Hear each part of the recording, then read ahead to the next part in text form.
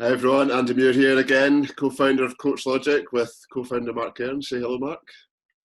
Hi everyone. Mark's just did a massive spoiler for me on a film just before we started on this little chat, but never mind. So anyway, Mark, we are here to talk about, you've been banging on a little bit about limitless coaching. Do you want to share a little bit more about that for us? Well, it's coaching without limits. It's not Bradley Cooper style. So essentially, I felt like I've been a bit limited as a coach, been learning quite a lot of stuff through webinars, etc., but not being able to apply it as much. So instead of waiting for our governing bodies to go through the levels of return to play, I kind of just wanted to go, right, let's get some let's get some certainty out there and actually start doing some stuff remotely, but as a block. So I've got a webinar coming up actually, which I'll explain more, but I can jump into my platform just to show a little bit now. All right. Yeah, sounds good. And I guess you've been working pretty hard as well at the environment you've been creating to make sure that the players are a big part of everything that you do. Yeah, totally. So it's been a reasonable transition for me because I've been using the players the whole time. There's the whole practical element of that. Like we're running this business as well, but I don't have a ton of time to dedicate and do all the work for them. So there's that practical element. But I do generally believe that if they're involved in any process, they'll learn more. I'd certainly know more now as a coach than I did as a player, and that's because I'm involved in it more. So yeah, that's where I'm at. You probably find that the players want to be involved as well. Yeah, totally. Like, and they surprise me all the time. Actually, they surprise me less now because I've got a higher expectation just straight off the bat. But at the very start, it surprised me how much players can do. And I think that a lot of coaches don't give them the opportunity. So give them opportunity, they'll surprise you. Keep doing it, keep giving them more. Before you know it, you'll have a really active group of players that are doing a lot for themselves, which is a really nice place to be.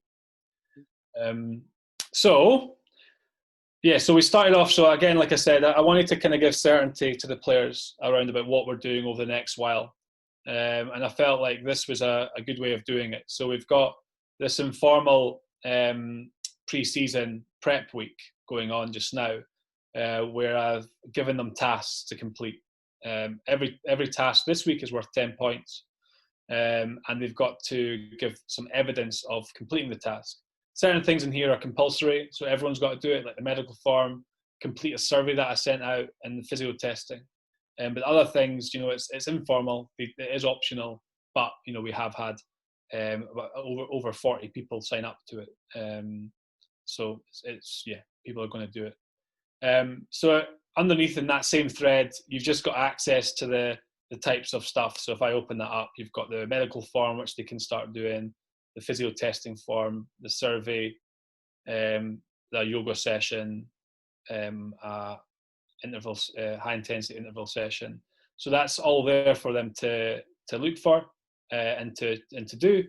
And then if I just search weights, actually, they've got to submit evidence to say that they've done it. I'm not just saying, tell me that you've done it.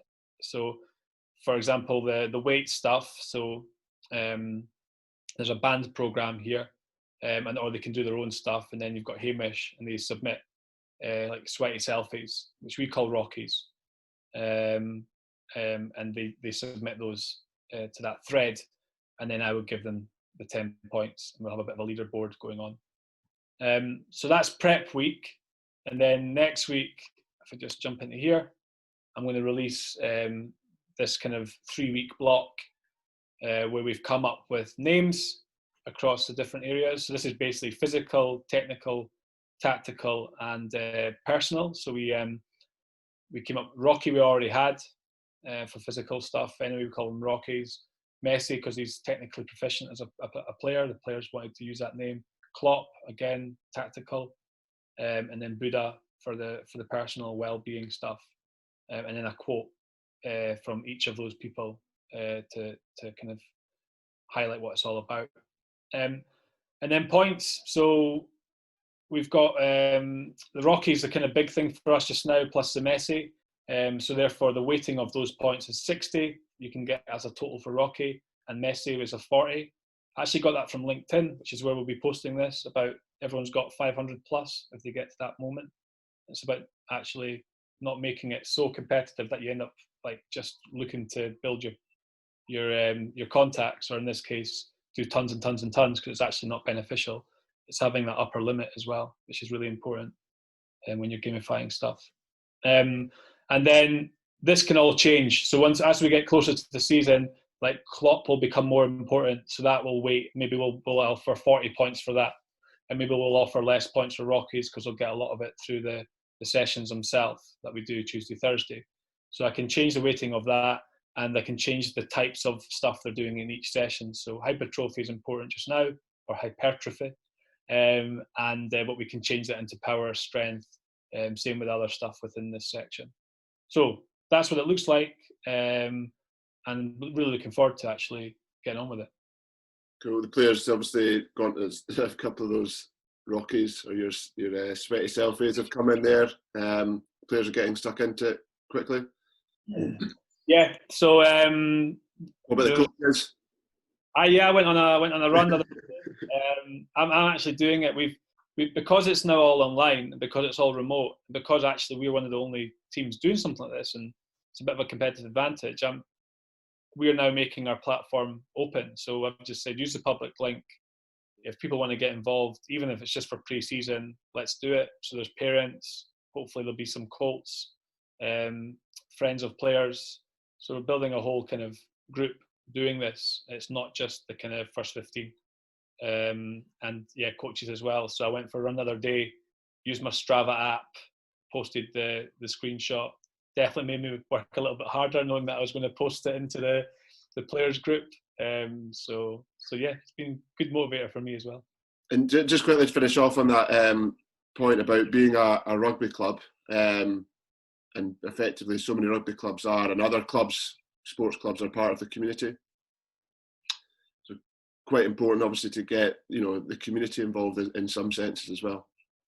Yeah, I do think so. I think first of all, in Scotland, there's beer gardens going on just now. So I know it's extended into the actual pubs within England, but rugby clubs can, essentially have a massive beer garden if they get that right.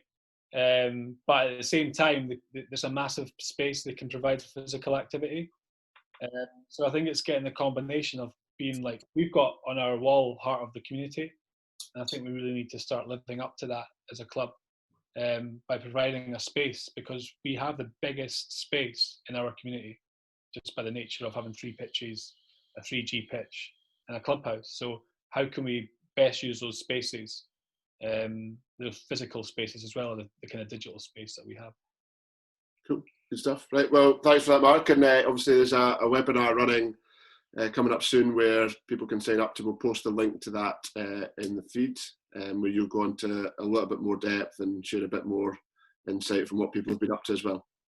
Yeah, there's a whole lot of other stuff that players are doing to help develop themselves, and quite excited about giving an insight into that and getting some feedback as well about it. Cool, sounds good. Right, well, thanks for your time, Matt, and we'll catch up soon. Cheers, thanks Andy, bye.